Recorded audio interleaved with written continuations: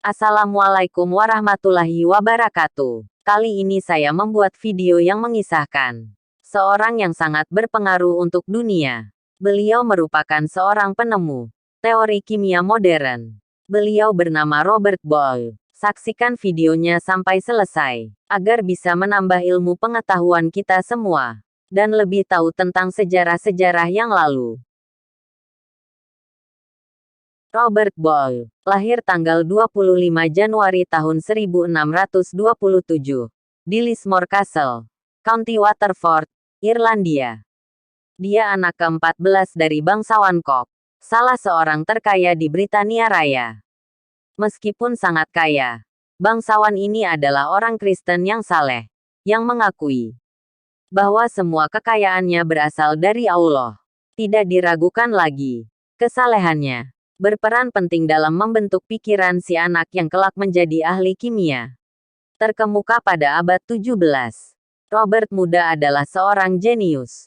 Dia sudah fasih berbahasa Yunani dan Latin ketika mulai belajar di Kolese Eton pada usia 8 tahun. Ketika berumur 12 tahun dia keliling Eropa bersama tutornya untuk mempelajari karya-karya ilmuwan besar seperti Galileo. Sebagaimana dianjurkan oleh Francis Bacon, Galileo dengan bersemangat menganut pendekatan baru dalam ilmu, yakni metode eksperimen. Padahal sebagian besar ilmuwan zaman itu lebih mengandalkan pikiran para filsuf terkenal ketimbang melakukan eksperimen sebagai dasar gagasan mereka. Sejak remaja, Robert telah menyerahkan seluruh hidupnya untuk melayani Tuhan. Dia kembali ke rumah orang tuanya pada usia 18 tahun. Sesudah ayahnya meninggal, ayahnya mewariskan kekayaan cukup besar bagi Robert. Karena itu, dia mempunyai kebebasan keuangan untuk melanjutkan minatnya di bidang ilmu. Ia yakin bahwa ini adalah salah satu cara melayani Tuhan. Robert percaya bahwa melalui pengetahuan atas karyanya, kita akan mengenal Dia. Tahun 1645, Boyle mulai menghadiri pertemuan-pertemuan yang diselenggarakan para ilmuwan pendukung pendekatan eksperimen untuk ilmu. Mereka mengakui perlunya pengamatan objektif dalam penelitian ilmiah. Pada mulanya, pertemuan ini dikenal sebagai Universitas Terselubung. Namun, Raja Charles II secara resmi mengakui kelompok ini tahun 1663. Dia memberikan piagam Royal Society of London for Improving Natural Knowledge kepada para anggota kelompok tersebut. Atas saran Boyle, kelompok ini menetapkan motonya, tidak ada sesuatu yang semata-mata bersumber dari kewenangan. Soalnya, pada waktu itu, terlalu sering penelitian ilmu terhambat oleh gagasan-gagasan yang tidak berdasarkan pengamatan. Bakat Boyle sebagai ahli eksperimen segera terlihat oleh anggota Universitas Terselubung lainnya. Tahun 1657, dengan bantuan asistennya yang brilian, Robert Hooke, dia menciptakan pompa udara jenis baru yang kemampuannya lebih baik. Dengan kehampaan yang ditimbulkan pompa udara ini, Boyle menemukan beberapa hasil penting. Dia membuktikan kebenaran pendapat Galileo bahwa semua benda, misalnya bulu dan lembaran timah, akan jatuh dengan kecepatan yang sama dalam ruang hampa udara. Karena tidak ada hambatan udara, dia membuktikan bahwa bunyi tidak bisa ditransmisikan dalam ruang hampa udara.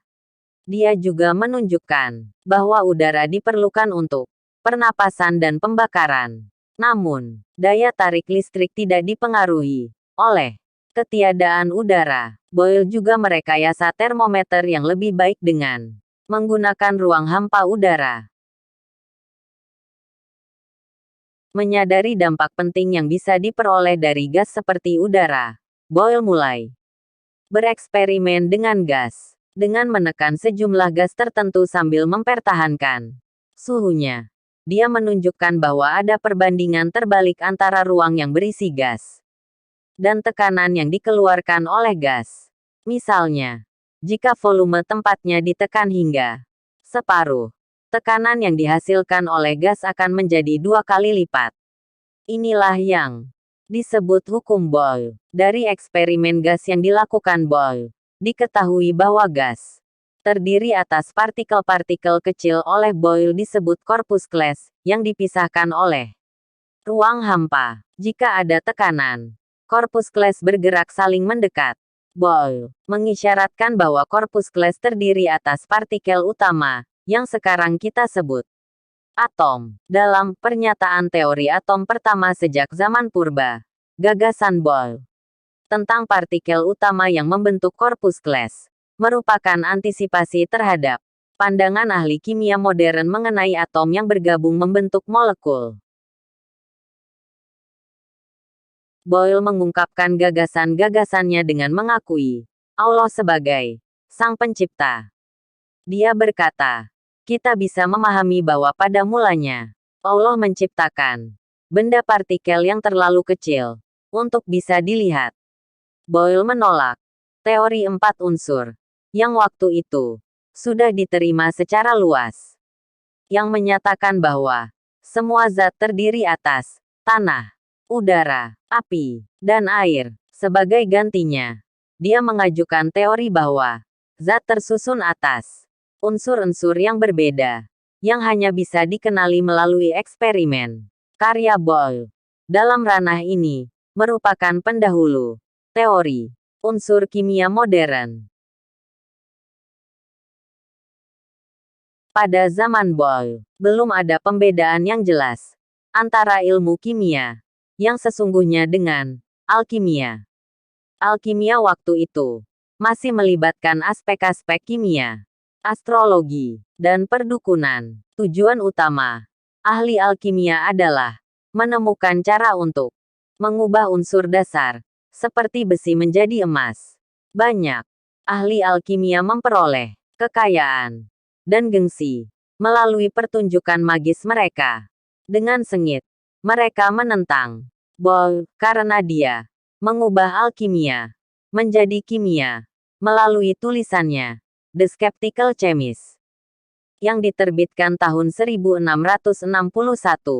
Penerbitan ini merupakan langkah berani, karena waktu itu sebagian besar masyarakat masih percaya alkimia. Tahun 1680, Boyle memisahkan unsur fosfor dari urin dan menganggapnya sebagai temuan baru. Tatkala dia melaporkan temuannya itu, dia baru tahu kalau ilmuwan lain telah menemukan hal yang sama hampir 5 tahun sebelumnya, tapi merahasiakannya. Tapi, meskipun bukan penemu fosfor, Boyle menemukan banyak sifat fosfor dan mendapat kehormatan sebagai orang pertama yang mereka cipta korek api.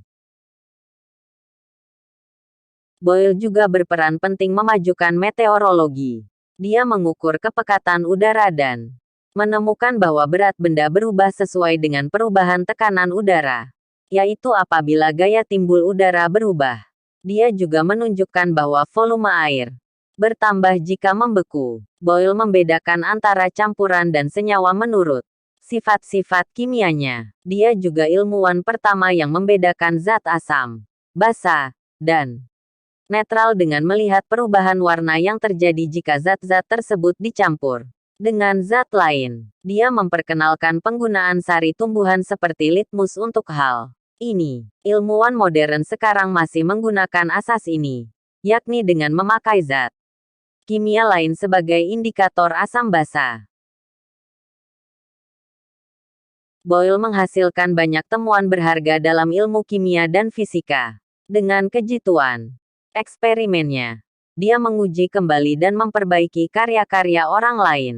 Bahkan, sering karya orang lain itu menjadi kurang penting karena peranan Boyle dalam proses penemuannya. Sumbangannya yang terbesar kepada ilmu adalah membantu mengalihkan Pemikiran ilmiah dari pendekatan argumentasi intelektual ke pendekatan eksperimental, yang menjadi dasar ilmu modern. Boyle juga dengan gencar mendorong agar setiap penemuan ilmiah dilaporkan secara cepat dan disebarluaskan. Dengan demikian, ilmuwan-ilmuwan lain bisa memastikan dan memperluas temuan itu.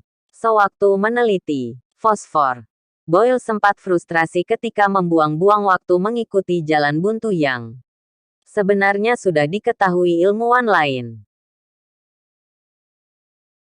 Sebaliknya, memastikan apa yang sudah ditemukan orang lain membutuhkan proses yang relatif cepat. Sekarang, pelaporan hasil sudah menjadi bagian integral dari ilmu modern. Penggunaan metode eksperimen dan pelaporan hasil merupakan dua transformasi besar dalam ilmu. Namun hal ini baru diterapkan sepenuhnya bertahun-tahun kemudian. Untuk sumbangan besarnya dalam proses transformasi itu, terutama dalam ilmu kimia, Boyle dianggap sebagai salah seorang pelopor ilmu kimia modern. Robert Boyle tidak menikah. Dia meninggal di London tanggal 30 Desember tahun 1691. Dalam wasiatnya, dia menyediakan dana untuk penyelenggaraan serangkaian ceramah. Ceramah Boyle ini tidak mengenai hal-hal ilmiah. Tujuannya adalah membela kekristenan. Dengan demikian, Boyle terus melanjutkan penyampaian pesannya mengenai kesesuaian antara ilmu pengetahuan dan kekristenan, biarpun dia sudah meninggal dunia. Ceramah-ceramah itu masih diadakan hingga hari ini.